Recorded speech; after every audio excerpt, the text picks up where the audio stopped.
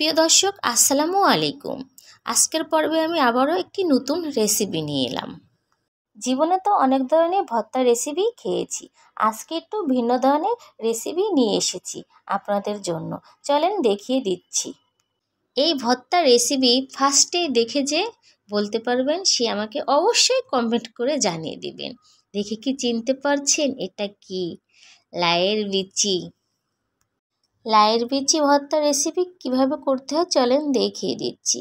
কিছু রসুন নিয়েছি, ধনিয়া পাতা কুচি নিয়েছি, কিছু পেঁয়াজ কুচি নিয়েছি, কিছু মরিচ নিয়েছি। প্রথমে আমি একটি কড়াইয়ে পর্যাপ্ত পরিমাপের তেল নিয়েছি। তেলটা গরম হয়ে এসেছে, তারপরে পেঁয়াজ কুচিগুলো দিয়ে দিলাম। আমার সবগুলো পেঁয়াজ কুচি দিয়ে দেওয়া হয়ে গিয়েছে। এখন আমি আস্তে আস্তে পেঁয়াজ কুচিগুলো ভেজে নেব। যতক্ষণ না কাঁচা গন্ধটা না যাবে ততক্ষণ আমি ভাজি করে নিয়ে নেব। এখন কাঁচামরিচগুলো দিয়ে দিলাম, তারপরে রসুনগুলো দিয়ে দিলাম। সবগুলো উপকরণ আমার দিয়ে দেওয়া হয়ে গিয়েছে। আমি এখন নেড়ে চেড়ে মিক্সার করে নিয়ে নেব।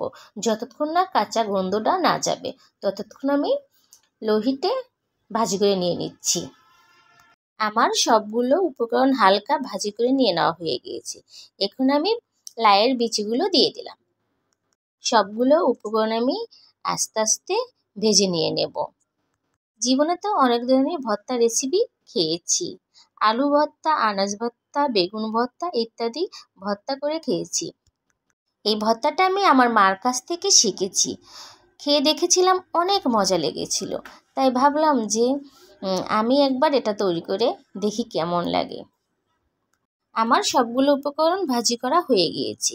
এখন আমি কিছু ধনিয়া পাতা অ্যাড করে নিয়ে নিলাম।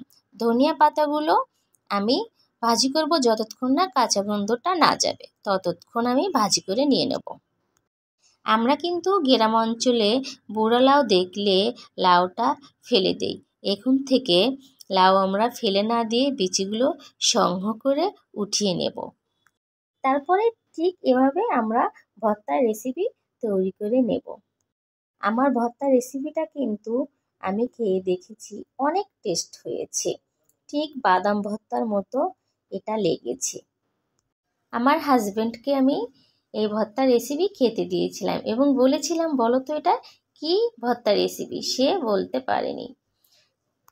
এখন থেকে লাইয়ের বিচি ফেলে না দিয়ে ঠিক এভাবে আমরা ভর্তার রেসিপি তৈরি করে খেয়ে নেব।